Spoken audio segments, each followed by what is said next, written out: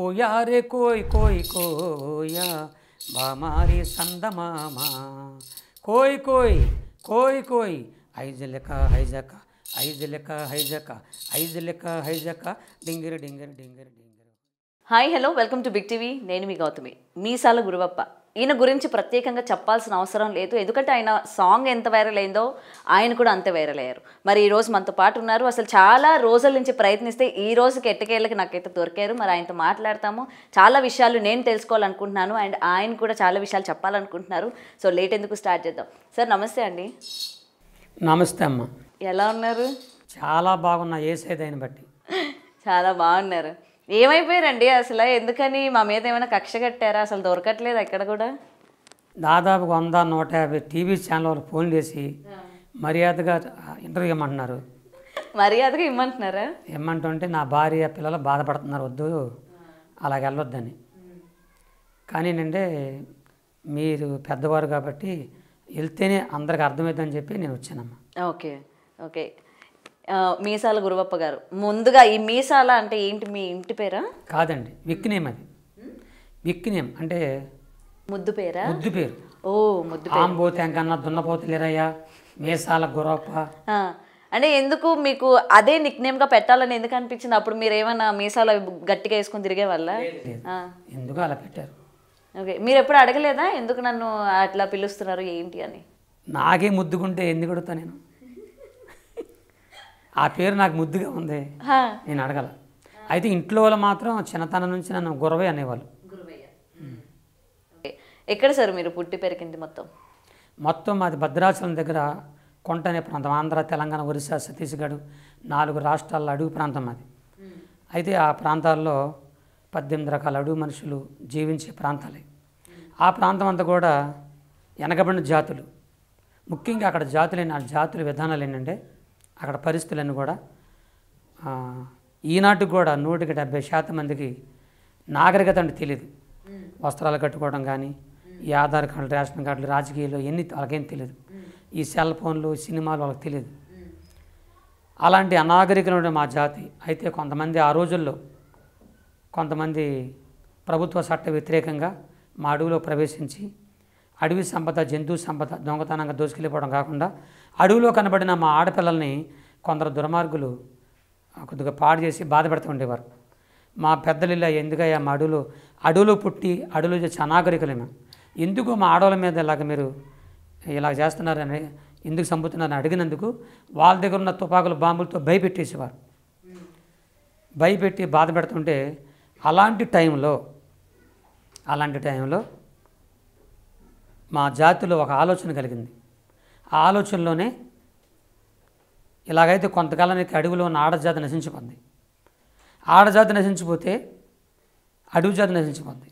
ఎలాగైనా మన ఆడజాతిని కాపాడుకోవటానికి, ఏదో రకంగా మన ఆడవాళ్ళని కాపాడుకోవటానికి ఒక జంతువుని తయారు చేద్దామని వాళ్ళు అనుకున్న టైంలో నేను అడవిలో ఆంబోతెంకన్న చిన్న కొడుకుని, ఆఖరి కొడుకుకి పుట్టాను. అప్పుడు మా నాన్న ఆంబోతెంకన్న, ఎడుగో నా కొడుకు మీసాల గురప్ప, వీడిని మన ఆడపిల్లల్ని కాపాడుకొని ఒక జంతువుగా మనం మారుద్దామని వాళ్ళు మాట్లాడేసుకొని అడవిలో ఉన్నటువంటి కొన్ని అడవి మందులు, ఇది మాత్రం బాగా వినాలి అందరూ, అడవి మందులు కొన్ని ఉన్నాయి. అవి ఏంటంటే పాములు గరిచిన, పామిషం తాగిన మనుషుల్ని సావనేకుండా కొంతకాలం కాపాడే అడవి మందులు కొన్ని ఉన్నాయి. ఆ అడవి మందులు ముందు నాకు త్రాగించారన్నమాట. వాడి శక్తి ఉన్నంతకాలం, మనిషి శరీరంలో ఉన్నంతకాలం పామిషం తాగినా, పాములు గరిచినా మనిషి చావడం. వాడి శక్తి తగ్గిపోయి చచ్చిపోతాడు. అందుకే ముందు నా తండ్రిని, మా బంధువులు అవి త్రాగించి, ఆ తదుపరి నేను పుట్టిన కాడ నుంచి 13 సంవత్సరాలు నాకు వయసు వచ్చే వరకు అలాగా 5 రకాల పాముషంతో కొద్దిగా నేను తినే ఆహారంలో, నీళ్ళలో కొద్దిగా పామిషం కలుపుతూ తాపిస్తూ ఉండేవారు. అలా. కానీ ఏం కాదా అండి పాము విషం తింటే? ఏం కాదా? ఇప్పుడే మీకు చెప్పింది. అడవి మందులు ముందు త్రాగించేశారు నాకు.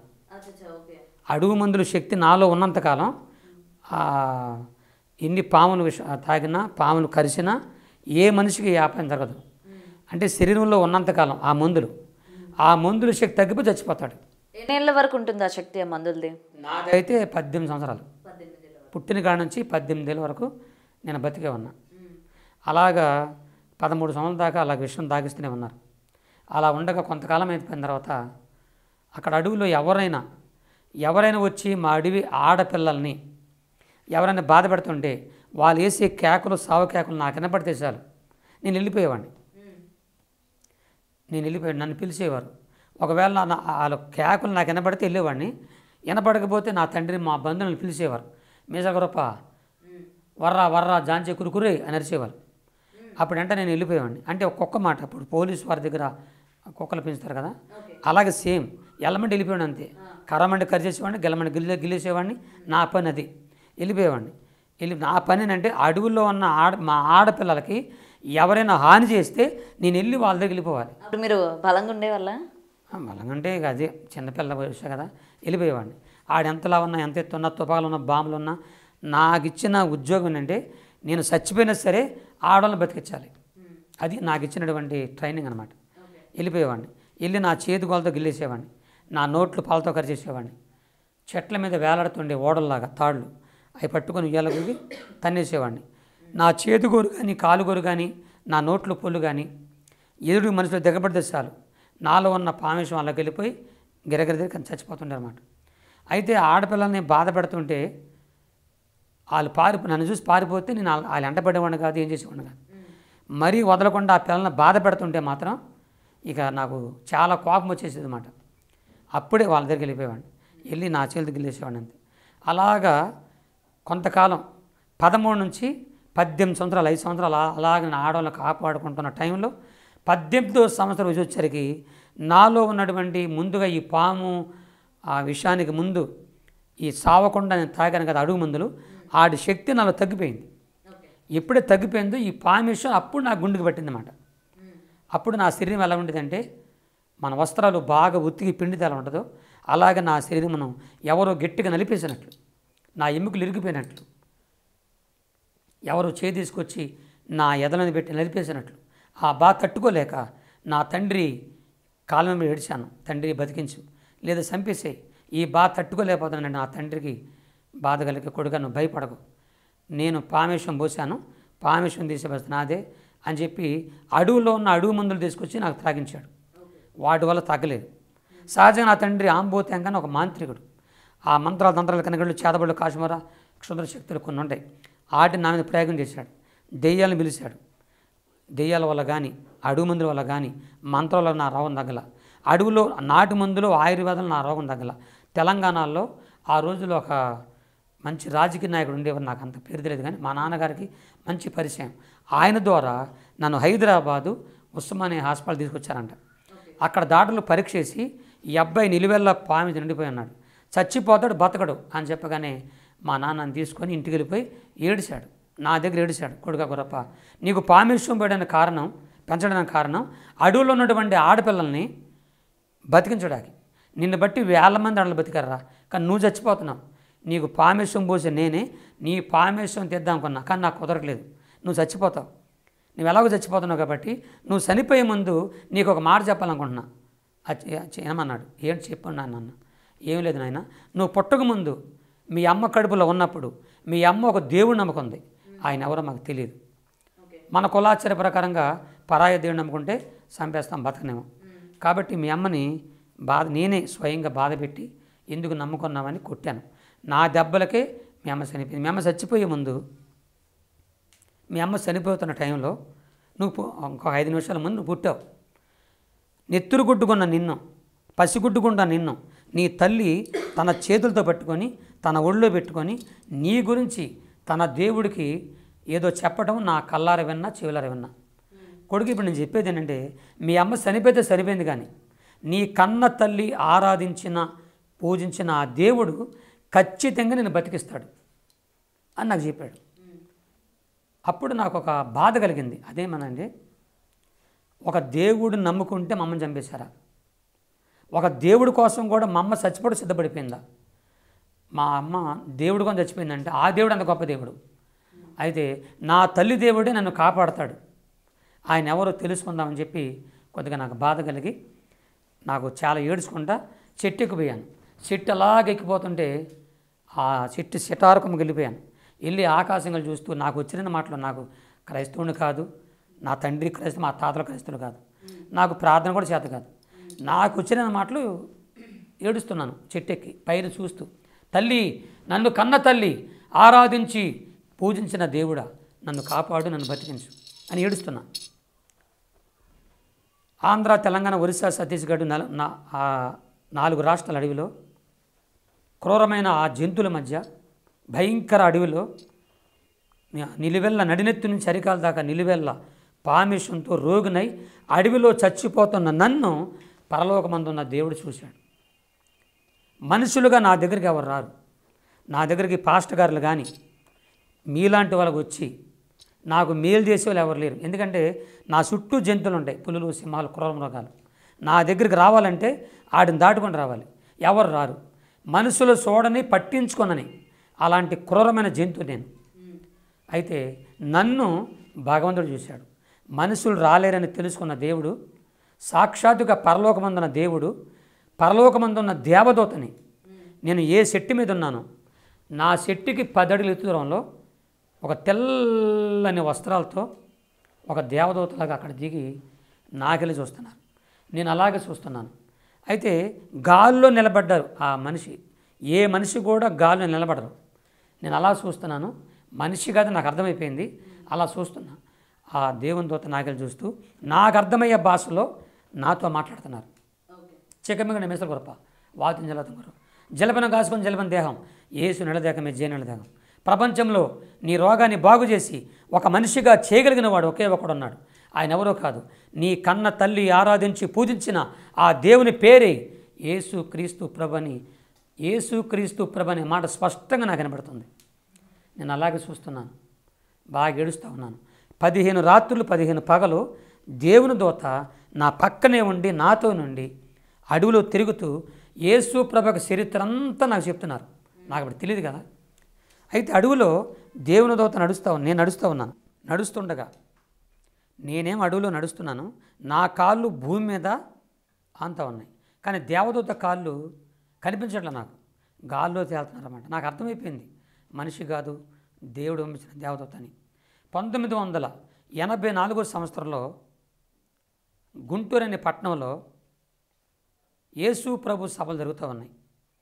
అక్కడికి శాంతవర్ధన్ రావు గారు, ఆ లోకల్ పాస్టర్ గారు, డిజిఎస్ దినకరన్ గారు, చెన్నైలో ఉన్న మద్రాసులో ఉన్న అయ్యగారిని పిలిపించారు. అక్కడ లక్షల మంది జనం వచ్చారు ఆ సభలకి. దేవునితో ఇప్పుడు ఈ గుంటూరుకి నేనున్న అడవికి కొన్ని వందల కిలోమీటర్ల దూరం ఉంది.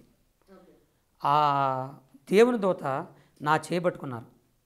నేను ఆ సభలకి ట్రైన్లో వచ్చానో బస్సులో వచ్చానో ఏ వాహనం మీద వచ్చానో నాకు గుర్తులేదు. దేవుని దూత అలా చేపట్టుకున్నారు. నేను పట్టుకున్నాను, కళ్ళు మూసుకున్నాను. కళ్ళు తెరిసరికి ఆ సభలో ఉన్నాను. అందుకనే మా దేవుడి పేరేనంటే ఆశ్చర్యకరుడు. యేసుక్రీస్తు ప్రభు పేరే ఆశ్చర్యకరుడు అన్నమాట. ఇది మొత్తం కూడా ఏ సంవత్సరంలో జరిగింది? ఇయర్ ఏమైనా గుర్తుందా? 84 అవతల అనమాట, అవతల. అయితే నేను అప్పుడు 84 నేను ఆ సభలోకి వచ్చాను. ఆ సభలో ఉన్నాను. లక్షల మంది ఆ సభలో ఉన్నారు. అది క్రిస్టియన్ మీటింగ్ అని కానీ ఇంకోటి నాకు తెలియదు. కానీ నాకున్న ఆ దేవునితో చెప్పిన వాక్యాలన్నీ, అంటే ఆ వాక్యాలు, ఆ మాటలు, ప్రభు గురించి చెప్పడం అన్నీ నాకు మనసులో ఉండిపోయింది. నేను అలాగా సభల్లోకి వెళ్ళాను. అందరు నిలబడి చేతులు పైకెత్తి ప్రభుని ఆరాధిస్తున్నారు. నేను కూడా చేతులు పైకెత్తి ఆరాధిస్తున్నాను. ఆరాధిస్తూ నాకు తెలియని మాటల మాట నేను అలాగే చూస్తున్నాను. ప్రార్థన అంటే కళ్ళు మూసుకోవడం కూడా నా చేత కాదు. కళ్ళు తెరిచి చూస్తున్నాను, ఆకాశం వెళ్ళి చూస్తూ ఏడుస్తూ ఒక మాట అంటున్నా నాలో నుంచి, దేవుడా యేసయ్యా, నా వద్దకు వచ్చిన వారిని ఎంత మాత్రం బయటకు త్రోసని చెప్పవండా, నీ వద్దకు వచ్చాను, నన్ను కాపాడు, నేను చచ్చిపోతున్నాను, నా రోగమే నన్ను చంపేస్తుంది, చచ్చే నన్ను బతికించు, చచ్చేదాకా నీ సేవ చేస్తానని దేవునికి మొక్కుబడి చేసుకున్నాను.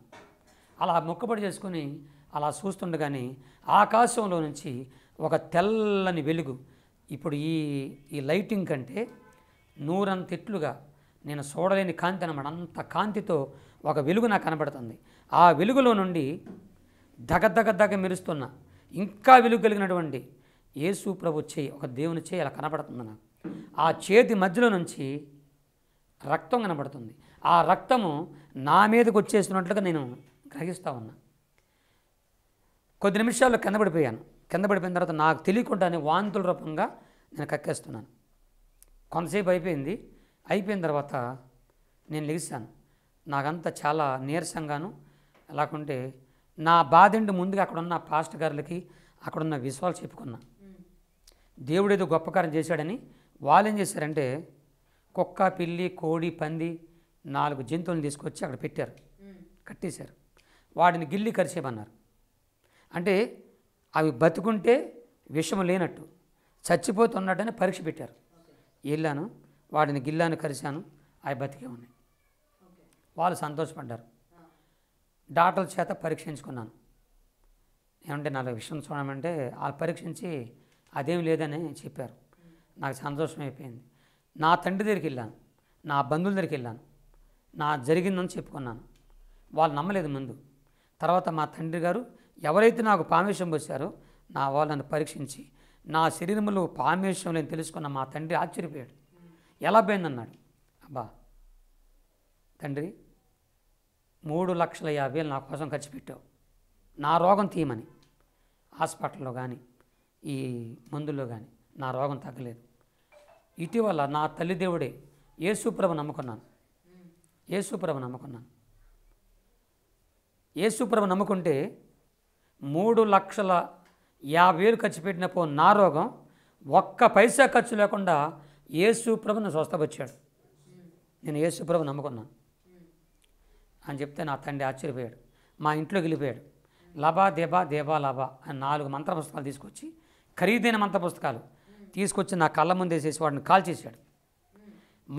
ఎందుకు కాల్చాడంటే మంత్రశక్తులు శక్తి లేదు. నిజమైన శక్తి నా కొడుకు మీసాల గొప్ప దేవుడైన యేసుక్రీస్తులో ఉందని ఆ మాంత్రుడు నా తండ్రి యేసు ప్రభు నమ్ముకున్నాడు. నేనేం చెప్పలా నమ్ముకోమని. నన్ను యేసు ప్రభు కాపాడాడు, నువ్వు నమ్ముకోమని చెప్పలా. ఆయన తెలుసుకొని నమ్ముకున్నాడు. ఆ తర్వాత మా బంధువులు, మా రక్త సంబంధులు అందరు కలిసి చాలా సంతోషపడ్డారు నేను ఆ భగవంతుడు రక్షించాడని. అక్కడి నుంచి నాకు పెళ్ళైంది. లవ్ మ్యారేజా, అరేంజ్ మ్యారేజా? చెప్తా. నాకు చక్కన ఎవరో కాదు, నా సొంత అక్క కూతురే అన్నమాట. నన్ను ఇష్టపడి, అసలు ఈ విషయం మనిషికి ఎవరు పెళ్లి చేసుకుంటారు? విషయం చూసి పారిపోతారు. దేవుడే ఆ మనసులో కలిగించి నాకు ఇష్టపడేలాగా ఆయన చేశాడు. చక్కగా వివాహం చేసుకున్నాను. చక్కని భార్యను దేవుడు నాకు ఇచ్చాడు. 3 పిల్లల్ని ఇచ్చాడు. ఈ విషయం మనిషికి, ఈ దౌర్భాగ్యుడికి, దిక్కు మొక్కలని గతి లేని అడవిలో పుట్టి భయంకరమైన విషయంతో చనిపోవాల్సిన నన్ను యేసయ్య నన్ను స్వస్థపరిచి ఆరోగ్యం ఇచ్చి భార్యనిచ్చి 3 పిల్లల్ని ఇచ్చాడు. 2 పాపలు, 1 బాబు. అయితే బాబు చిన్నతనంలోనే కొద్దిగా పరిస్థితులు బాగలేక చనిపోయాడు. 2 కూతుళ్ళకి పెళ్ళిళ్ళు అయిపోయింది. పెద్ద కూతురు పేరు సువార్తరాణి, పెద్దలుడి పేరు సువార్తరాజు. వాళ్ళిద్దరూ గుడివాడ పట్టణంలో యేసు ప్రభు సేవ చేసుకుంటున్నారు. వాళ్ళిద్దరికి 1 బాబు, పాప. చిన్న అమ్మాయికి చిన్నలుడు సంతోషు, చిన్న కూతురు ప్రేమజ్యోతి. వాళ్ళిద్దరు పాపలు విజయవాడలో చిన్న జాబులు చేసుకుని ఉంటున్నారు. ఇది నా పరిస్థితి. అయితే యేసు ప్రభు నన్ను స్వస్థపరిచిన తర్వాత ఆంధ్ర, తెలంగాణ 84లో ప్రభు నన్ను స్వస్థపరిచాడు. 89లో నుంచి నా సువార్త స్టార్ట్ అయింది. దేవుని సువార్త ఎందుకు స్టార్ట్ అయిందంటే మధ్యలో నేను చదువుకుందుకు తక్కువ చదువుకున్నానమ్మా. అంటే నార్మల్గా ట్రైబల్ ఏరియాస్లోని స్కూళ్ళు ఉండడం అనేది చాలా అరుదు. అసలు చదువు తెలియదు. మా నాన్నకే తెలియదు, ఎవరికి తెలియదు, మా అన్నలకే తెలియదు. ఇప్పుడుగా ఆలరావు, నా భార్య కూడా ఆలరావు. మా వాళ్ళకి ఎవరు చదువు లేదు.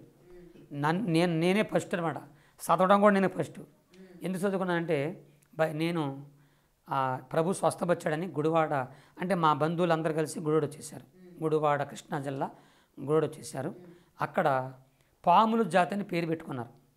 అంటే అడవి మనుషులు అంటే ఏదో రంగు ఉందని చెప్పేసి పెద్దలు ఏదో వదిలేసుకొని పాముల జాతిని పెట్టుకుంటే కొంతకాలం తర్వాత ఆ రోజుల్లో ఇందిరాగాంధీ గారు ఉన్న హయాంలో, కాంగ్రెస్ టైంలో ఆ పేదలకి, అంటే మాలాంటి వాళ్ళకి ఇళ్ల స్థలాలు ఇచ్చారు. ఆ స్థలాల్లోనే ఉంటుండగా నాకు ఒక చిన్న కోరిక అనమాట. యేసు ప్రభు నన్ను స్వస్థపరిచాడు కదా, స్వస్థపరిచినటువంటి యేసు ప్రభుకి ఆయన చర్చికి వెళ్ళాలి అని ఆశ కలిగింది. అలాగ వెళ్ళటం ప్రారంభించాను. మా నాన్నగారు వద్దన్నారు. చర్చికి వెళ్ళవద్దు, ఏమవుతుందో మనం కాదు కదా అన్నాడు. లేదు నేను వెళ్తా అని చెప్పేసి వెళ్తున్నాను. అలా వెళ్తుండగా ఒక రోజున మా పాస్టర్ గారు బైబిల్ తీసుకొని యేసయ్య మాటలు చెప్తున్నాడు. అది బైబిల్ గురించి నాకు తెలియదు. మా పాస్టర్ గారిని అడిగాను, అయ్యగారు మీరు చదివే బుక్ ఏంటని. ఇది బుక్ కాదు నాన్న, దేవుడు సాక్షాత్తుగా దేవదేవుడే రాయించినటువంటి అద్భుతమైనటువంటి బైబిల్. ఇది జీవగ్రంథం, దైవ గ్రంథం. 40 మంది భక్తుల్లోకి వెళ్ళి మనుషుల ఆలోచన కాకుండా దేవుని ఆలోచన రాసింది. ఈ గ్రంథం జరిగింది, జరుగుతున్నది, జరగబోయేది విపులంగా రాయబడిన అద్భుతమైన దేవుని గ్రంథం బైబిల్ గ్రంథం. దీన్ని చదివిన వారు ధన్యులు. కాబట్టి దీన్ని చదివితే నీ జీవితం బాగుపడుద్ది. దేవుడు రాయించిన గ్రంథం అన్నగా చెబుతూ నాకు ఆలోచన కలిగింది. దేవుడే స్వయంగా నన్ను కాపాడిన, నన్ను స్వస్థపరిచిన యేసు ప్రభువే స్వయంగా ఈ బైబిల్ రాసి ఉంటే ఖచ్చితంగా నా గురించి కూడా ఇది రాసి ఉంటాడు. నేను ఎవరో చదివితే చెప్తే నేను వింటేందుకు, నా కళ్ళతో నేను బైబిల్ చదవాలని, కేవలం బైబిల్ చదవడం కోసమే నేను బడిలోకి వెళ్ళాలని నిశ్చయించుకున్నాను. అప్పటికి నా వయసు 18 సంవత్సరాలు. చదివించేవారు లేక, మా నాన్నకి చదువు తెలియదు, చదవడం డబ్బులు కావాలి. అప్పుడు నాకు అర్థమైపోయింది నన్ను చదివించరని. అప్పుడు నాకు చిన్న ఆలోచన కలిగి కొంతమంది చేత నేను బతిలాడుకొని ఆ రోజులు తొక్కుడు రిక్షాలు ఉండేవండి. ఈ ఆటోల కంటే ముందు నేను రిక్షాలు నేర్చుకొని రాత్రులు రిక్షా నడుపుకొని పగలు ఆ వచ్చిన డబ్బులతో మా నాన్న కొంత ఇచ్చి కొంత డబ్బులతో నేను చదువుకున్నాను. 18 సంవత్సరాల వయసులో పలక బలపం తీసుకొని మామూలుగా ఈ బడిలో అంటే గవర్నమెంట్ స్కూల్లో 1వ తరగతిలో కూర్చున్నా. నన్ను చూసిన 1వ తరగతి పంతులమ్మ గారు నా జుట్టుని నన్ను చూసి 4 రోజులు సెలబెట్టారు ఆ బడిలో. ఎందుకంటే నా శరీరం అలా ఉండేది, నా పరిస్థితి అలా ఉండేది. పిల్లలు కూడా పారిపోయారు. అప్పుడు నేను టీచర్ లెక్క కాళ్ళు పట్టుకుని ఏడిచాను, అయ్యా నేను చదువుకోవాలయ్యా, నేను అనాగరికుడిని, గిరిజనుడిని, నాకు చదువు కావాలి, మీరు చదివించమని ఏడిస్తే నా మీద దయ ప్రేమ కలిగి టీచర్సు గుడివాడ గుడ్మన్పేట అనే ప్రాంతంలో CSI అనే స్కూల్లో 1వ తరగతి నుంచి 5 వరకు అక్కడ చదువుకున్నాను. 6 నుంచి 7 వరకు గుడివాడలో AGK స్కూల్ అనే ప్రాంతంలో చదువుకున్నాను. ఈ చదువుకోవడం వలన నాకు తెలుగు రావడం, తెలుగు చదవడము నాకు వచ్చేసింది. అప్పుడు దాదాపుగా నెల 15 రోజులు రిక్షా నడుపుకొని 15 రూపాయల ₹10 బైబిల్ కొనుక్కున్నా. ఆ రోజుల్లో ఎంతమ్మా, పైసా, 2 పైసలు, 3 పైసలు, పావలా అట్టుండే. 15 రూపాయలు అంటే నేను 15 రోజులు రిక్షా కష్టపడితే ఆ డబ్బులు వస్తే బైబిల్ కొనుక్కున్న రోజున నేను ఒక గొప్ప భాగ్యవంతుడిగా ఫీల్ అయిపోయాను అన్నమాట. ఎందుకంటే సృష్టికర్త దేవదేవుని యొక్క యేసుక్రీస్తు యొక్క బైబిల్ నా జీవితాన్ని మార్చేస్తుంది. ఆ దైవగ్రంథం నాకు ఉందని చెప్పి నేను ఎంతో ఆనందపడిపోయి ఆ బైబిల్ నా గుండె కత్తుకున్నాను. అక్కడ నుంచి బైబిల్ చదవడం ప్రారంభించాను. మొత్తం చదివారా? బైబిల్ మొత్తం చదివేశారా? చాలాసార్లు చదివాను. బైబిలే నా జీవితం, బైబిలే నా ప్రాణం. ఈ బైబిల్ చదవడం వలన నా బ్రతికే మారిపోయింది. ఈ బైబిల్ లేకపోతే ఏనాడు చచ్చిపోయేవాడిని. ఈ బైబిల్ నా జీవితాన్ని అద్భుతంగా మార్చివేసింది. అయితే నేను అలాగా బైబిల్ చదువుతున్నప్పుడు నా జీవితంలో జరిగిన సంఘటనలు ఏంటంటే 7వ తరగతి చదువుతున్నాను. అప్పుడు కొంతమంది నా పక్కన స్టూడెంట్ క్లాస్మేట్ వాళ్ళు ఏం చేశారంటే, గురయ్య నువ్వు ఎస్టీ వాడు కాబట్టి నేను గవర్నమెంట్ జాబ్ ఇస్తారా అని చెప్తే అప్పుడు నేను ఆశపడి గవర్నమెంట్ జాబ్ అప్లై చేసుకున్నాను. స్టేట్ బ్యాంకులో నాకు అటెండర్ పోస్ట్ వచ్చింది 7వ తరగతికే. వాళ్ళు ఏం చెప్పారంటే, సంవత్సరం నమ్మకంగా చేస్తే పర్మనెంట్ చేస్తామన్నారు.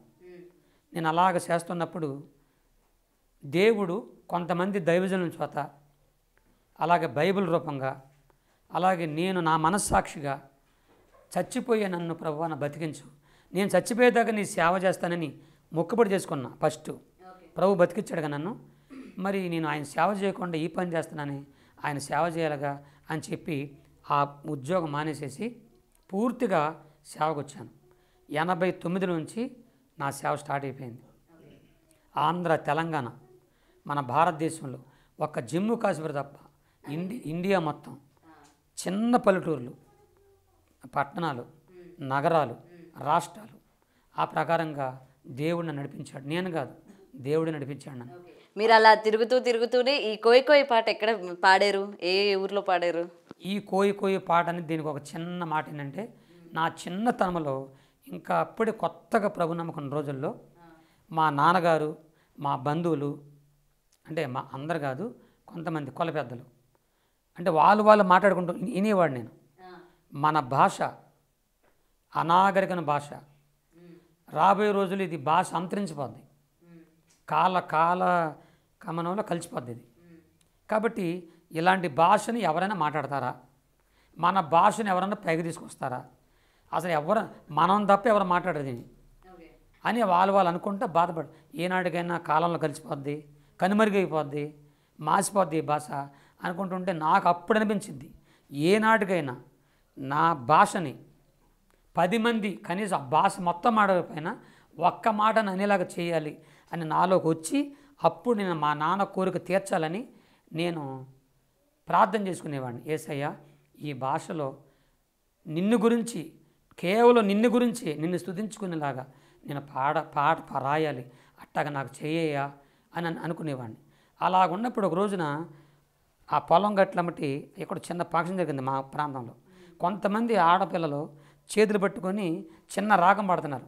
రే రే లా రే రే లా రే లా రే రే లా రే రే లా రే లా రేలా రేలా రే లేలా రేలా రేలా రే లేలా అని వాళ్ళు చిన్న రాగం పాడుతుంటే వెంటనే అదే రాగాన్ని నేను నా ట్యూన్లో చేసుకొని, అప్పుడు పాట రాయడం చేత కదా కానీ నాలో నేనే అనుకుంటూ కోయారే కోయ్ కోయ్ కోయా బామారి సందమామా కోయ్ కోయ్ కోయ్ కోయ్ ఐజలక హైజక ఐజలక హైజక ఐజలక హైజక డింగిర డింగిర డింగిర డింగిర హోయ్ అంటే ఈ పాట స్టార్టింగ్ కాడి నుంచి ముగింపు వరకు ఈ పాటలో నేను బైబిల్ చదువుకున్నా కదా, ఆ బైబిల్ యొక్క మాటలు పెట్టేశాను అనమాట. ఫిలిప్పీ 4:4లో పరిశుద్ధ గ్రంథం బైబిల్లో ఫిలిప్పీ 4:4 ప్రభువునందు ఆనందించుడి, మరలా చెప్తున్న ఆనందించుడి. కీర్తన 100:2 సంతోషముతో యెహోవాను సేవించుడి. ఈ 2 మాటలు కలుపుకొని బాధల్లో, కష్టాల్లో, కన్నీళ్ళ బంధలు, మసిరిగాలు, మంకరగాలు, పింగిరిగాలు జాంజగండ్రో నెట్ల దేకమో జాంజగో యేసు నెట్ల దేకమో మసిరిగాలు, మంకరగాలు, పింగిరిగాలు జాంజగండ్రో అంటే మసిరిగాలు, మంకరగాలు, పింగిరిగాలు, భర్తలు, భార్యలు, పిల్లలు, కుటుంబ సభ్యులందరూ కలిసి బాధల్లో, కష్టాల్లో, ఇబ్బందులు ఉంటే మీరు వచ్చి యేసయ్య సన్నిధికి వస్తే యేసయ్య మీకు సంతోషం ఇస్తాడు. దేవుడే సంతోషం ఇస్తాడు. ఏ మనుషుల వల్ల సంతోషం రాదు, కేవలం యేసు ప్రభు వల్లే మీకు సంతోషం ఇస్తాడు. రండి అని అర్థం అన్నమాట. జాంజగండ్రు అంటే రండి రండి అని అర్థం, అదనమాట. అలాగా ఆ పాట పాడుతుండగా నా పాట పాడుకుంటున్నా. ఇలా ఉండగా ఒక రోజున ఒక సభలోకి వెళ్తున్నప్పుడు కోయి కోయి అని అంటున్నప్పుడు ఒక ముసలి భక్తుడికి ఈ మాట అర్థం కాక కోయి 80 కోండి కోయి అన్నాడు ఆ సభలోనే. ఆయన కోయి కోయి అన్నాడు అంతే. అక్కడ విన్న వాళ్ళందరూ కలిసి కోడిని కోయి మొదలెట్టారు. ఇక అదే ఇప్పుడు అట్లాగా వచ్చేసిందమ్మ. నేనన్నా కోడికోయనని అక్కడున్న ముసలి భక్తుడికి ఆనందం పెరిగిపోయి ఆ కోడికోయి అన్నాడు అంతే. అయితే నేను చెప్పేది ఏంటంటే, ఈ ఛానల్ ప్రకారంగా మీకు మనం చేసుకుంటున్నాను, దయచేసి ఇది కేవలము యేసు ప్రభు యొక్క పాట. ఇది యేసు ప్రభు పాటే. నా ప్రభుని స్తుతించుకుంటూ, ఆరాధించుకుంటూ, డ్యాన్స్ చేసుకుంటూ, గంతులేసుకున్న పాట ఇది.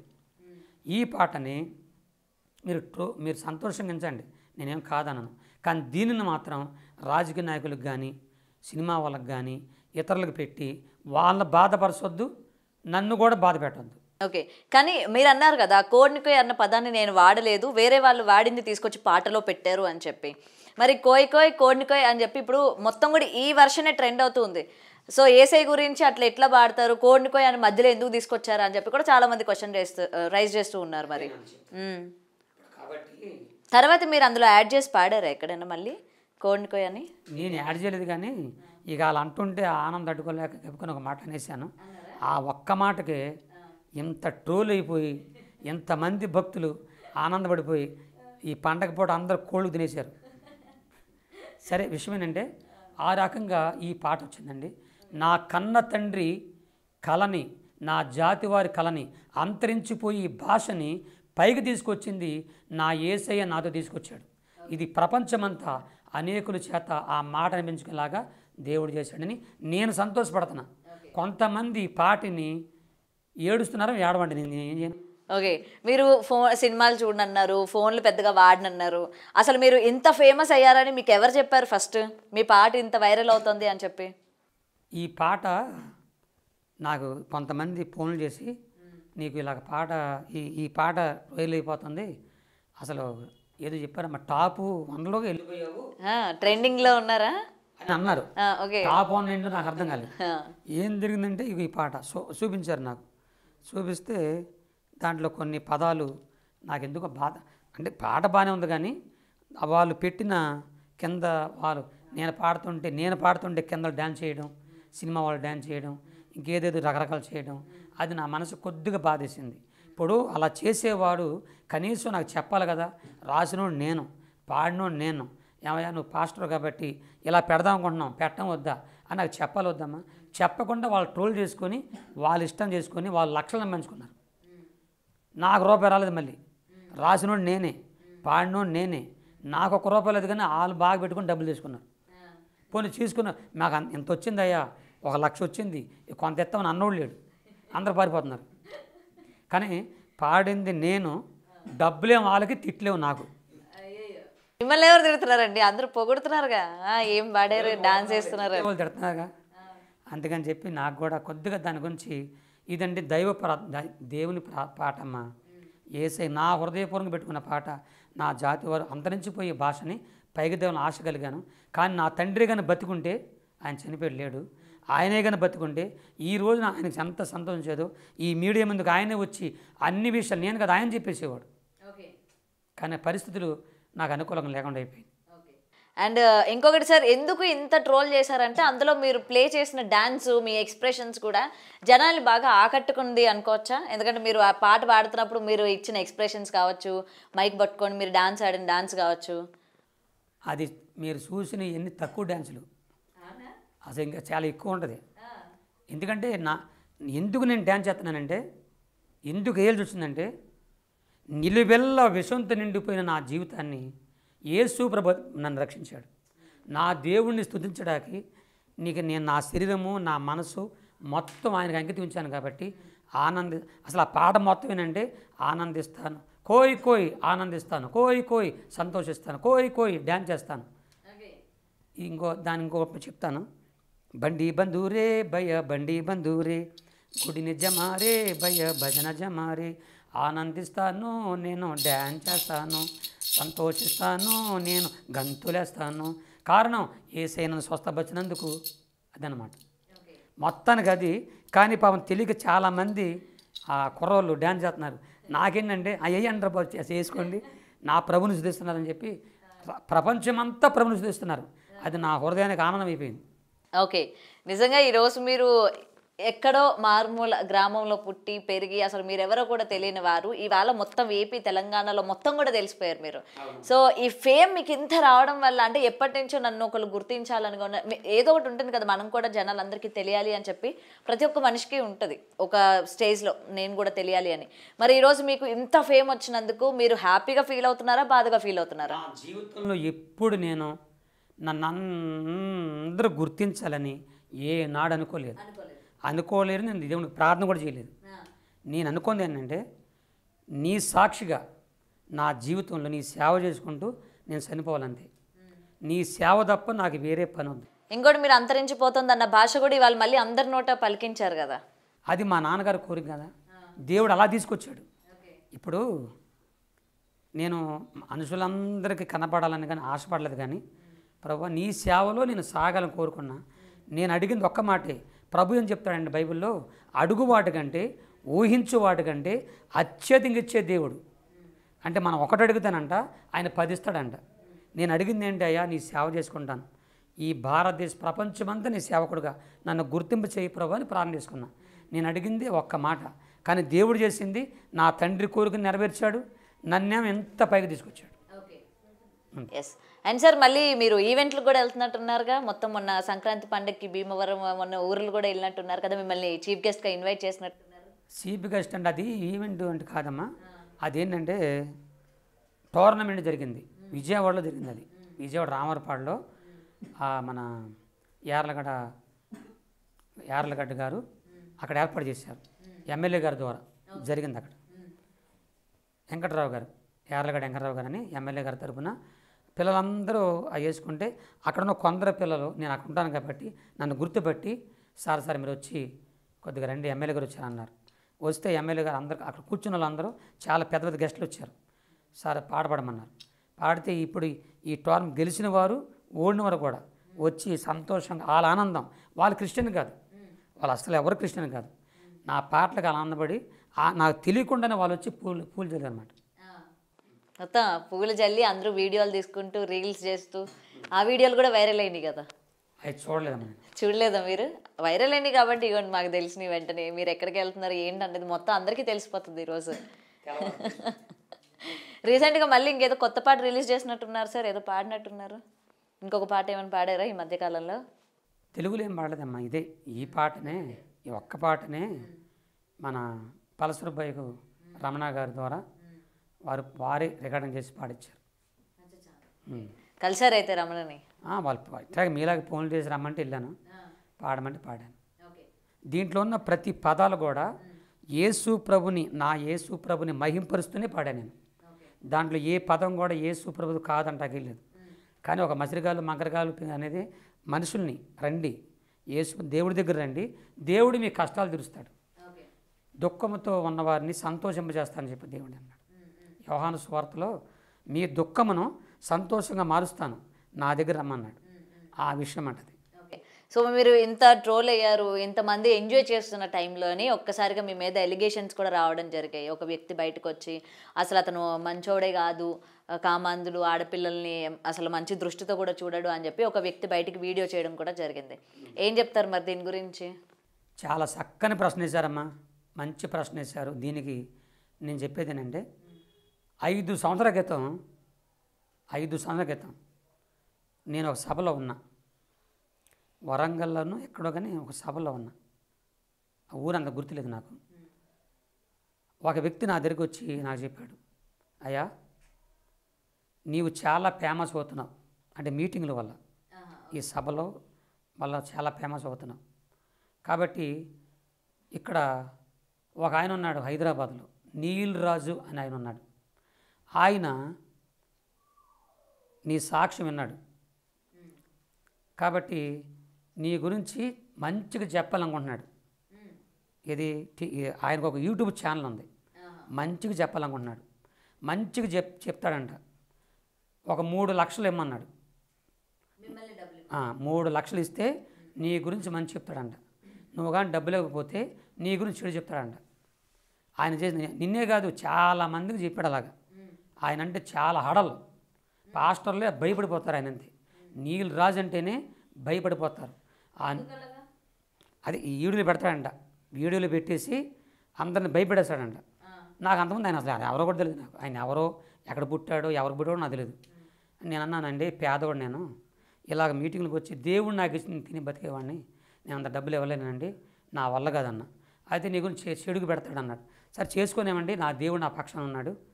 కాదండి ఆయన పక్కన పోలీసు వారు ఉన్నారు, ఇదేంటి రాజకీయ నాయకులు ఉన్నారంట, ఆయన పక్కన చాలామంది పెద్దలు ఉన్నారు కాబట్టి మిమ్మల్ని సేవలోకి రానియకుండా అసలు సేవ చేయనీయకుండా మిమ్మల్ని తొక్కేస్తాడంట అని ఎన్నెన్నో చెప్పి వచ్చారు. ఏమని చేసుకోమను, నేను మాత్రం ₹1 ఇవ్వను, ఏమని చేసుకోమని చెప్పాను నన్ను. అయితే ఆయన చేసే తెలుగుగల పని అయితే కొంతమంది ఫోన్ల ద్వారా కూడా చెప్పారు. ఆ ఫోన్ రికార్డు కూడా ఉంది, అది మా పెద్దలకి నేను చూపిస్తాను, నాకంటూ మా గురువులు ఉన్నారు, వారి తర్వాత నేను చెప్పుకుంటాను. అయితే ఫోన్ల ద్వారా రికార్డింగ్ చేసి ఈయన ఫోన్లో మాట్లాడాడు. ఇట్లా ఆయనకు ఒక బ్యాచ్ ఉందన్నమాట, వాళ్ళు మాట్లాడతారన్నమాట. ఎందుకు ఫోన్లో మాట్లాడితే రికార్డింగ్ చేస్తాం కదా అని చెప్పి, సరే నేను మీరు చేసుకోమన్నా. అప్పటికే 2-3 వీడియోలు నా గురించి పెట్టేశాడు, చెడుగానే పెట్టాడు. చాలా చెడుగా పెట్టాడు. అవి నా బంధువులు చూశారు, నా భార్య పిల్లలు ఏడిశారు. ఇదేంటి ఇలాగా, ఆయన అసలు ఎవరు, మన కులస్తుడా, మనకేమైనా పుట్టినవాడా, మన కులస్తుడు కాదు కదా. ఇప్పుడు మా బైబిల్లో ఒక మాట ఉందండి. ఇప్పుడు దయచేసి దైవజనుల ఇంట్లో ఉన్నటువంటి దైవజనులారా, గొప్ప సేవకులారా, ఆంధ్ర తెలంగాణ భారతం తిరిగినవాడు నేను 40 సంవత్సరాలు. మత్తయి సువార్త 18 అధ్యాయము 15 నుంచి 17 వరకు క్రైస్తత్వంలో దేవుని పిల్లల్లో వాళ్ళు పాస్టర్లు కానీ విశ్వాసులు కానీ ఏదైనా తప్పు చేసి ఉంటే, క్రైస్తత్వానికి ఏమన్నా అపకీర్తి తీసుకొస్తుంటే అలాంటి వాళ్ళని ఫస్ట్గా వెళ్ళి వ్యక్తిగతంగా వెళ్ళి ఆయన గద్దించాలి. ఆ విషయాలు చెప్పి సహోదరుడా ఇలా చేయొద్దు అని గద్దించాలి వ్యక్తిగతంగా.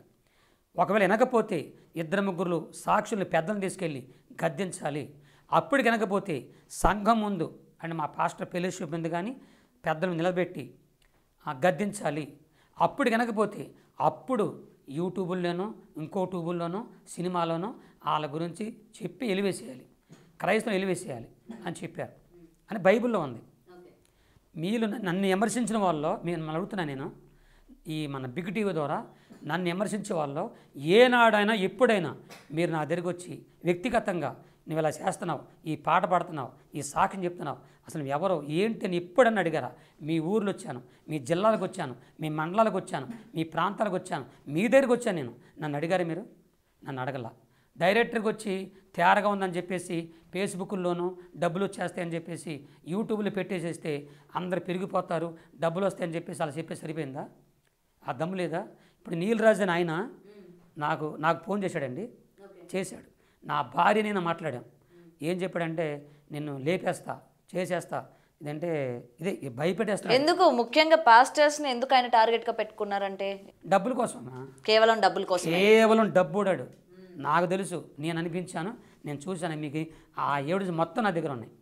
అయితే నా భార్య ఏం చెప్పిందంటే, అయ్యా మేము పేదవాళ్ళం, అన్ని జనుల నుంచి దేవుని సేవకు వచ్చాం, ప్రభు చేసుకుంటాం. ఏదన్నా నా భర్త తప్పు చేసి ఉంటే మాట ద్వారా కానీ శుభ ద్వారా కానీ, మనుషులు అనే వాళ్ళు తప్పులు చేస్తారు, ఏదన్నా ఉంటే మా ఇంటికి రా, ఇక్కడ ఉన్న పాస్టర్ని కూర్చొని మన పాస్టర్ అసోసియేషన్ ఉంది, కూర్చొని మాట్లాడి నా భర్త తప్పు ఉంటే అప్పటికే నీకు ఒక పూలదండ వేసి నీ కాళ్ళు కడిగి ఒక 50,000 రూపాయలు నీకు ఇస్తాం. నా భార్యని ఇద్దరం చెప్పాం రమ్మని. ఇది చెప్పి 3 సంవత్సరాలు అయింది, ఇంతవరకు అడ్రస్ లేడు. మేము ఆహ్వానించాం, ఫోను చేయలేదు మా దగ్గర. అలా మళ్ళీ ఇంకో గిడి పెట్టాడు, నన్ను బెదిరిస్తున్నాడు, డబ్బులు ఇవ్వడంట. డబ్బులు ఇస్తే ఆగిపోతాడంట, డబ్బులు అయితే చెప్తేనే చేస్తూనే వాడంట ఆయన. కాబట్టి అది నాకు తెలిసింది. ఈ లోపల ఆయన వీడియోలు కొన్ని చూశారు. చాలామంది పాస్టర్లు, ఒకళ్ళు కాదు, పాస్టర్లనండి పాస్టర్లనండి మొత్తాన్ని అతను టార్గెటే పాస్టర్ని టార్గెట్ చేశాడు. పెద్ద పెద్ద వాళ్ళండి, చిన్న చిన్నలు కాదు, మహానుభావులు, గొప్ప గొప్ప సేవకులు. ఇంకా చాలామంది నన్ను విమర్శించడానికి చెప్తున్నా, మీలో చాలామంది గొప్ప దైవజనుడు, మహాదైవజనుడు ఏసన్న గారిని విమర్శిస్తున్నారు, ఓసన్న మినిస్ట్రీని విమర్శిస్తున్నారు, పెద్ద పెద్ద సేవకుల్ని, మన సతీష్ కుమార్ అయ్య గారిని, తర్వాత బెల్లంపల్లి ప్రవీణ్ కుమార్ గారిని, పెద్ద పెద్ద వాళ్ళని. వాళ్ళు ఎంత గొప్ప సేవకులు, ఎక్కడి నుంచి ఎక్కడికి వచ్చారు, ఎలాంటి స్థితి నుంచి ఎలా పైకి వచ్చారు అది నాకు తెలుసు. ఎందుకంటే 40 ఏళ్ళకి సేవకుడు కాబట్టి వాళ్ళ స్థితులు, వాళ్ళ పరిస్థితులు ఫస్ట్ నుంచి ఎంత కన్నీరుగా వచ్చారో, ఇప్పుడు ఈ స్థితికి ఎలా వచ్చారో అలా వచ్చారు. కొన్ని వాళ్ళలాగా మీరు సేవ చేయొచ్చు కదా, మాలాగా సేవ చేయొచ్చుగా. నన్ను విమర్శించడం చెప్తున్నా, నేను మీకు చెప్తున్నా, నా సేవలో కానీ, నా సేవ అనుభవంలో కానీ, నా పరిసరలో కానీ, దేవుడు నాకు చేసిన మేలులో కానీ, ఇప్పుడు ఈ రోజున నేను నాకు దేవుడిచ్చిన ఈ ఘనతలో కానీ, కీర్తిలో కానీ నా కాళ్ళు గోరుకుని చాలరా మీరు నన్ను విమర్శించేవాళ్ళు, నా కాళ్ళు గోను చాలరా మీరు. నీతి, న్యాయం, ధర్మం, చట్టం, యేసు క్రీస్తు యొక్క కృప నా పక్షంగా ఉండగా మీలాంటి నీలరాజు లాంటి వాళ్ళు 1,00,000 మంది వచ్చిన దండు దిగిన నా హృదయం భయపడదు, నేను ధైర్యంగా ఉంటాను, దేవుని చాలా ముందుకెళ్ళిపోతాను. ఈ నీలరాజు ఆయనండి ఒక మీటింగ్ వెళ్తే నన్ను ఒక ఆయన బుక్ చేసుకున్నాడు. అది మిర్యాలగూడ అనే ప్రాంతంలో అభిషేక్ అని ఒక అబ్బాయి బుక్ చేసుకుని పేపర్లు వేసారు. వెంటనే ఆ పాస్టర్ గారు నాకు ఫోన్ చేసి, ఏమండి నీలరాజు అంటే ఎవరు శాస్త్రి అంటే ఒక ఆయన శాస్త్రి అంట, వాళ్ళు ఫోన్ చేశారండి. ఫోన్ చేసి ఆడు మంచోడు కాదండి, పిలవకండి, ఆడు కానీ వచ్చాడంటే మేము వచ్చి స్టేజ్ మీద అనుకుంటే చంపేస్తాం అని ఇలా అని చెప్పారంట. చెప్తే ఆయన నాకు అవన్నీ నా దగ్గర ఉన్నాయండి, మొత్తం ఉన్నాయి. అప్పుడు నేను చెప్పాను, అయ్యా నేను ధైర్యంగా వస్తా, ఎవడికి భయపడను, నీతి, న్యాయం, ధర్మం, చట్టం దేవుని కొరకు నా పక్షాన ఉంది, నేను ధైర్యంగా వచ్చేస్తా, రమ్మంటే మీరు వస్తా, మీకు పిరికోలు అయితే ఆడికి భయపడి పిరికోలు అయితే నేను రానన్నా. వద్దులేండి వాళ్ళు నన్ను భయపెడుతున్నారండి, నన్ను కూడా కొడతానంటున్నారండి అని నాకు చెప్పాడు. ఇంకా అంత భయపడి ఉండి వద్దులన్న. అయితే నా చిన్నతనంలో ఇలాగే సేమ్ ఒక సిచ్యువేషన్ ఏంటంటే, నా చిన్నతనంలోనండి దైవజనులారా వినండి, ఆంధ్ర తెలంగాణ ప్రపంచ సేవకులారా వినండి, మీ అందరికీ చెప్తున్నాను నేను కృష్ణా జిల్లా గుడివాడ నా ఫస్ట్ సంఘం, గుడివాడ పక్కన ముద్దునేపల్లి గురజలో ఫస్ట్ సంఘం నాది. 20 సంవత్సరాలు కష్టపడి సేవ చేశాను నేను. ఆ సంఘం కష్టపడే సంఘాన్ని నా అన్న కుమారుడు, నాన్న చనిపోయాడు, అన్న లేని తండ్రి లేని కొడుకని వాడిని పెంచి పెద్ద చేసి పాస్టర్ని చేసి ఆ సంఘంలో పెట్టా. అక్కడ ఆ ముద్దునేపల్లి ప్రాంతంలో నేను మీటింగ్లు పెట్టేవాడిని, పెద్ద పెద్ద అయ్యగారిని పిలిచి పెట్టేవాడిని. నేను ఒకసారి ఒక పెద్ద అయ్యగారిని పాంపులెట్లు వేసి పిలిస్తే నా పాంపులెట్లు తీసుకెళ్ళి అందరికి ఇస్తా ఉన్నాను నేను. ఏమంటే రండి సభలు కానీ ఒక పాస్టర్ గారికి ఇస్తాను. ఆయన పాంపులు చూసి, అప్పుడు పొట్టోళ్ళు ఉండేవి కాదు, ఓన్లీ పేర్లు అన్నమాట. ఆ రోజుల్లో పొట్టోలు వేసేవాళ్ళు కాదు, పేర్లు వేసేవాళ్ళు. ఆ పేరు చూసి సింపేశాడు నా కళ్ళ మంది పాంపులెట్. ఈ నెవడ బెలమండి, నేను దొంగోడు, ఇడు పచ్చి చెబిసారీడు, ఈండి పిలుతుండు అని చెప్పి నన్ను అన్నాడు ఆ పాస్టర్ గారు. నా వెనక మా విశ్వాసం ఉన్నారు. వాళ్ళు అన్నారు, ఏమంటే పాస్టర్ గారు, ఒకవేళ ఆయనకి నీకు ఏదైనా గొడవలు ఉంటే, నీకు ఆయనకైనా గొడవలు ఉంటే మీరు వెళ్ళి మీ ఇంటికి తెలుసుకోండి, మీ ఇంటికి మీరు తెలుసుకోండి. అంతేగాని మా సభలకు మేము పిలుచుకున్నాం ఆ సేవకుడిని, మా సభలకు వచ్చే సేవకుడిని రావద్దు పిలవద్దు అంటే నువ్వెవడరు నువ్వు అని చెప్పి గద్దించారండి. గద్దిస్తే ఆయన సభకు రాలేదు, పారిపోయాడు. నేను ఇదే చెప్పా ఆయనకి. కాబట్టి నేను చెప్పేది ఏంటంటే, నేను చెప్పేది నేను సేవకులారా, 2025 జూన్ వరకు నేను బుక్ అయి ఉన్నా, నేను ఖాళీ లేదు. ఇప్పుడు కూడా చెప్తున్నా మీకు, ఒకవేళ ఆ నీలరాజు లాంటి వాళ్ళకి భయపడి నన్ను పిలవకుండా మానేయండి, డేట్ చెప్పేసేయండి. నేను నన్ను పిలిచేవాళ్ళు చాలామంది ఉన్నారు. ఒక్క ద్వారం మూస్తే 7 దారులు నా దేవుడు తెలుస్తాడు నా కొరకు. గురవప్ప గారు ఫేమస్ అయిన తర్వాత మీరు మంచిగా అంటే మీలో బాగా యాటిట్యూడ్ పెరిగింది, డబ్బులు అవన్నీ కూడా బాగా సంపాదిస్తున్నారు. అందుకే ఏ మీడియా ఛానల్స్కి కూడా ఆయన రావడం లేదు, కనీసం మాట్లాడినా కూడా ఆయన రెస్పెక్ట్ ఇవ్వట్లేదు అని అంటున్నారు. ఏమంటారు మరి దీనికి? డబ్బులు ఎవరు ఇచ్చారు నాకు? ఎవరు ఇచ్చారు చెప్పమనండి. మీరు మీడియా ఎవరే కదా, ఇప్పుడు ఇన్ని మీడియాలు తీశారు, 4 తీశారు, ఎవరు నాకు డబ్బులు ఇచ్చారు, ఎంత ఇచ్చారు మీరు కనుక్కొని మళ్ళీ నన్ను పిలిస్తే నేను వచ్చి మీకు చెప్తా. నేను ఎవరిని చేజాసి యాచించలేదు, మీడియా వాళ్ళు నేను బతకలేదు. మీడియా వాళ్ళు పిలిస్తే అక్కడికి వెళ్ళి వాళ్ళు ఇచ్చే డబ్బులతో నేను బతకలేదండి. నా యేసయ్యే బతికిచ్చాడు. ఆనాటి నుంచి ఈనాటి వరకు 40 సంవత్సరాలు నా 2 కూతురికి పెళ్లి చేశాడు. ఏమండి, నాకు అంత అన్నం పెట్టాడు. ఈ రోజున బట్టలు కానీ, నేను తినే తిండి కానీ, నా బ్రతుకు నా జీవితం కానీ అంతా నా ప్రభు ఇచ్చింది. అంతేగాని మీడియాల వల్ల కానీ ఇంకొకరి వల్ల కానీ యాచించి వెళ్ళి నేను అడిగి డబ్బులు తిని ఉండేవాడిని కాదు. తర్వాత ఇంకోటి, ఇతర చర్చికి వెళ్ళే వాళ్ళు ఏ విశ్వాసాలను కూడా, ఏ సంఘస్థలను కూడా మీరు నా చర్చికి రండి అని వాళ్ళని ఆకరించుకోవడం కానీ, అలాంటి మోసాలు అలాంటి పద్ధతులు నాకు ఏనాడు లేదు. నేను మోసగాడిని కాదు, ఒక ఎబిసారిని కాదు, ఒక దుర్మార్గుని కాదు. నాకు అలాంటి ఆలోచనలు దుర్మార్గ పనులు ఏమీ లేవు. అదంతా నా ప్రభు నాకు తెలుసు, నా యేసుకి తెలుసు. కాబట్టి నేను డబ్బు మనిషిని కాదు. డబ్బు మనిషిని అయితే ఈ రూట్ ఎందుకు ఎంచుకుంటాను నేను? నా రూట్లు చాలా ఉన్నాయి.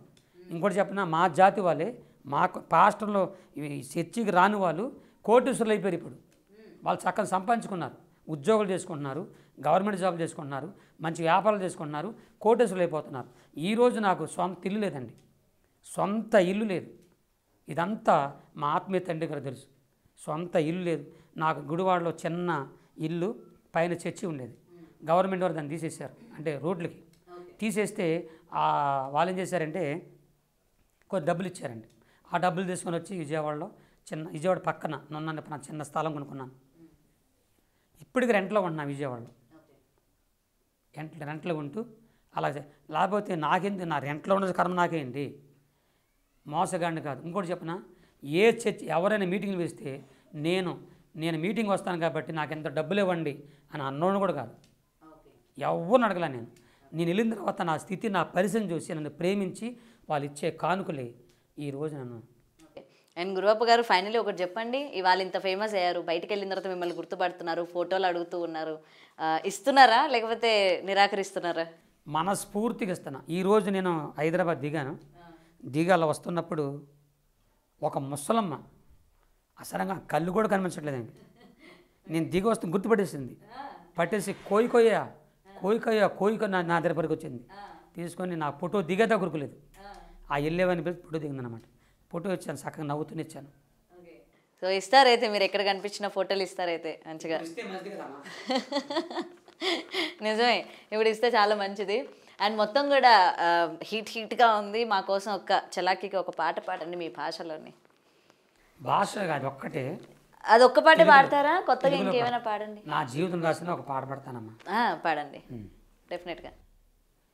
నిలువెల్ల ఘోరపు విషమేనయ్యా, మనిషిగా పుట్టిన సర్పనయ్యా, పాపము కడిగాబులే విషము విరిచాబులే, నన్ను మనిషిగా ఇలా నీవు నిలిపాబులే, క్రీస్తు దాసుగా పేరు పెట్టి పిలిచావులే, ప్రభువా కాచితివి ఇంత కాలం, కాచితివి ఇంతకాలం, చావైన బ్రతుకైన నీ కొరకే దేవా, నీ సాక్షిగా నేను జీవింతునయ్యా, నీ సాక్షిగానే జీవింతునయ్యా. ఇది ఫస్ట్ పాట నా జీవితంలో. 89లో రెండో పాట ఏంటంటే,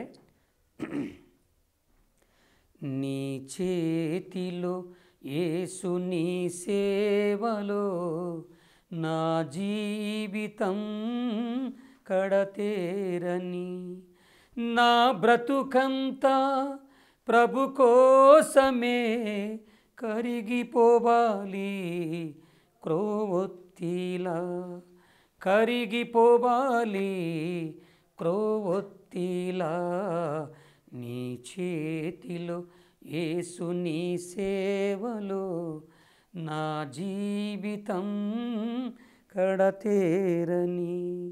నా జీవితం అంతా నా ప్రభు కోసం అంకితమైపోవాలి. మీ జీవితాన్ని అంతా ఒక పాటలో, అసలు మీ వాయిస్ అసలు చాలా బాగుందండి. సింగర్గా ఆఫర్ వస్తే చేస్తారా, పాడతారా? సింగర్గా అండి. సింగర్ కంటే ఏ సూపర్ బోలోనా సినిమాలోనా? ఇవి సినిమాలోనేనండి. మీ వాయిస్ చేత సినిమాలోని ఒక హీరోకి పాట పాడమంటారండి. పాడరా? అంత మంచి ఆఫర్ వచ్చినా పాడరు. నేను పాడను. నా గొంతు, నా శరీరము, నా జీవితం, నా బ్రతుకు యేసయ్య కోసమే పాడతాను, యేసయ్య కోసమే మాట్లాడతాను, యేసయ్య కోసం చచ్చిపోతాను. ఇంక ఈ ఒక్క మాటతో ఇంక మీ వరకు ఆఫర్లు వచ్చేవి కూడా వెనక్కి వెళ్ళిపోతాయేమో. ఇంకా చూడండి, అంతే అంటారా? నా దేవుడు నాకు వేరే ద్వారం తెలుస్తాడు. ఓకే, సో ఫైనలీ ఎప్పటి నుంచో మీ గురించి వెయిట్ చేస్తూ చేస్తూ చేస్తూ ఇగోండి ఇప్పటికి దొరికారు మాకు. దీని విషయంలో నన్ను క్షమించాలి మీరు. మన బిగ్ టీ వారు, బిగ్ టీ యజమాన్యం వారు, మా ప్రియ ఆత్మీయ కుమార్తె, నేను అంత పెద్దదాన్ని కాదులేండి, క్షమించే అంత. కానీ గౌతమి గారికి నేను మనస్ఫూర్తి చెప్పంటున్నా. పాపం గౌతమి గారు అండి, ఏమంటే బిగ్ టీ వారు గౌతమి గారు నన్ను చాలా వెంబడిచ్చారండి. ఏమనబాకండి, తప్పు నాదే. టైం లేక సమయం లేక నేను ఇవ్వలేకపోయాను. ఈ రోజున ఆమె కోసం దేవుడే నేను ఇక్కడ తీసుకొచ్చాడు. దయచేసి ఇంకోటి చెప్తున్నాను, చిన్న మాట మన టీవీ వారికి. ఇవ్వాల్సిన ఇంటర్వ్యూని ఇచ్చేసాను. పొద్దాకి ఇదే మాట చెప్తుంది, బాధగా ఉంది. కాబట్టి కొత్త ఏమైనా ఉంటే కొత్తగా పాడినప్పుడు అప్పుడు మీరు వచ్చి నన్ను ఇంటర్వ్యూ తీసుకు కోరుకుంటున్నాను. ఇప్పుడు సెలవు ఇప్పిస్తే డెఫినెట్గా. సో ఎప్పుడు కూడా నెగిటివిటీ వస్తుంది మీ మీద, నెగిటివ్ ట్రోల్స్ అవుతున్నాయని ఎప్పుడు కూడా మీరు లో అయిపోకండి. ఎన్నో చూసి వచ్చారు. ఇది మీ ముందు చాలా చిన్నవి, ఎందుకంటే నెగిటివ్ చేయడం, ట్రోల్ చేయడం మీ మధ్య అందరికీ కూడా కామన్ అయిపోయింది. కాబట్టి దీనివల్ల మీరు ఎక్కడ కూడా ఆగిపోకండి అండ్ లో అవ్వకండి. మీది జర్నీ అట్లనే కంటిన్యూ చేయండి అండ్ కొత్త కొత్త పాటలు మాకు అందిస్తూనే ఉండండి, పాడండి. ఓకేనా? చెప్పండి. నా 40 సంవత్సరాలు నా సేవా పరిసరలో, నా జీవితంలో నా దేవుడు, నా యేసయ్య నాకు చేసిన మేలులే చెప్పుకున్నాను. దేవుని వాక్యం చెప్పాను, ఆయన యేసయ్య గురించి చెప్పుకున్నాను, నాకు ఆయన చేసిన మేలు చెప్పుకున్నాను, ఆయన సువార్త ప్రకటించుకున్నాను. అలాగే పాటలు కూడా వెళ్ళిపోతున్నాను. ఏ కులాన్ని కానీ, ఏ మతాన్ని కానీ, ఏ వ్యక్తిని కానీ, ఏ దేవతా దేవుణ్ణి కానీ, ఏ పాస్టర్లను కానీ, ఏ సంఘాలను కానీ నా నోటితో దూషించలేదు, ద్వేషించలేదు. ఎవరిని కూడా అనలేదండి. అలాగ నేను అనలేదు. అది అందరికీ తెలుసు.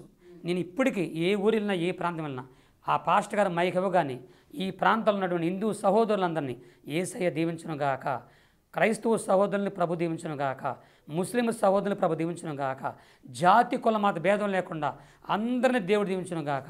నా ఉదయకాల ప్రార్థన అండి.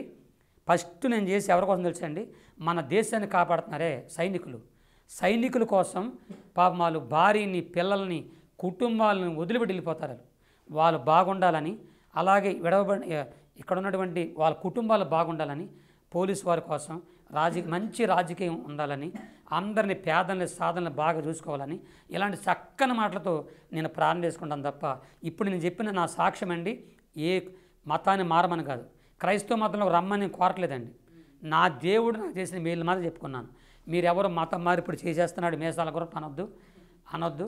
నేను మతం మార్పిడి చేయలేదు, చేయను కూడా. నాకు అంత కర్మ కూడా నా పట్ల. నేను కూడా మతం మార్పిడి అవ్వలేదు. మీకు ఇంకో మాట చెప్తున్నా, ఏ పాస్టర్ గారు వచ్చి ఇదేశుడు, తెల్లవాడు, నల్లవాడు, మరగుజ్జోడు ఎవడొచ్చి నాకు ₹1 ఇచ్చి నాకు ఏదో మభ్యపెట్టి నన్ను మతంలో చేర్చుకోలేదు. అడుగుల్లో నేను ఒక్కడనే ఉంటే దేవదూత వచ్చి నాకు దేవుని గురించి చెప్పారు. అంతేగాని మతం మార్పిడి చేయలేదు, నేను మతంలోకి వెళ్ళలేదు, దిగలేదు, కలిసిపోలేదు, ఏమవలేదు. ఎక్కడ నిలబడ్డాను అక్కడ నిలబడ్డాను. దేవుడే వచ్చి, యేసయ్య వచ్చి నన్ను రక్షించాడు. ఆ ప్రభు గురించి చెప్పుకున్నాను తప్ప ఈ క్రైస్తవత్వ మతంలోకి రండి అని చెప్పి ఎవరిని అనను. మతంలోకి మీరు రావద్దు, ఎవరు మతం మార్పిడి చేసిన చేయొద్దు. మీరు చిన్న పిల్లలేం కాదు, అన్నీ తెలిసిన వారు. కానీ నేనెందుకంటే యెహోవా ఉత్తముడని, నేను నమ్ముకున్న దేవుడిని ఎరుగుదును, ఆయన ఉత్తముడని రుచి చూసి నా జీవితం తెలుసుకుని ఆయన్ని ప్రకటిస్తున్నాను తప్ప ఇతరులను మాత్రం మారమని కాదు. కాబట్టి హిందూ సహోదరులారా, క్రైస్తవ సహోదరులారా, ముస్లిం సహోదరులారా, ఈ దీనుని ఎక్కడ అడుగులు కొండలు పుట్టినండి. నాకు అసలు ఏమీ తెలియదు. ఈ జీవితంలో నాకు అంటే నాగరికత తెలియదు. నాకు అక్కడి నుంచి వచ్చిన వాడిని. నన్ను సహోదరులతో అర్థం చేసుకొని నా పాటని ఒక జాతే కాదు, ఒక మతం, ఒక కులమే కాదు, అందరూ పాడుకున్నారు, అందరూ డ్యాన్స్ చేశారు. ఇంత ఆదరించినందుకు మీ అందరికి చేతులు ఎత్తి నమస్కారం పెట్టుకుంటూ, ఇంతగా నన్ను పాపులర్ అంటే అభివృద్ధి చేసినటువంటి నా యేసయ్య పాదాలకు వందలాదిగా వేలాదిగా లక్షల కోరుకుంటూ మీకు అందరం చెప్పుకుంటూ ఈ మాటలు ముగించుకుంటున్నా. ఇట్టి అవకాశం నాకు ఇచ్చినటువంటి ఇంత మంచి మాటలు ఇంతవరకు చెప్పిన టీవీలన్నింటిలో చాలా నీరసంగా చెప్పాను. మరి ఎందుకు బిగ్ టీవీ అనగానే నాకు ఎందుకు రోషం వచ్చేసింది. నన్ను క్షమించండి. అంటే మాట్లాడాల్సిన మాటలు మాట్లాడాను, నన్ను క్షమించండి. చాలా సంతోషం. ఇలాంటి అవకాశాలు మళ్ళీ మీరు ద్వారా రావాలని కోరుకుంటూ వందలు తెచ్చుకుంటున్నాను. థ్యాంక్ యూ అండి. Thank you. For more videos like this, subscribe Big TV channel.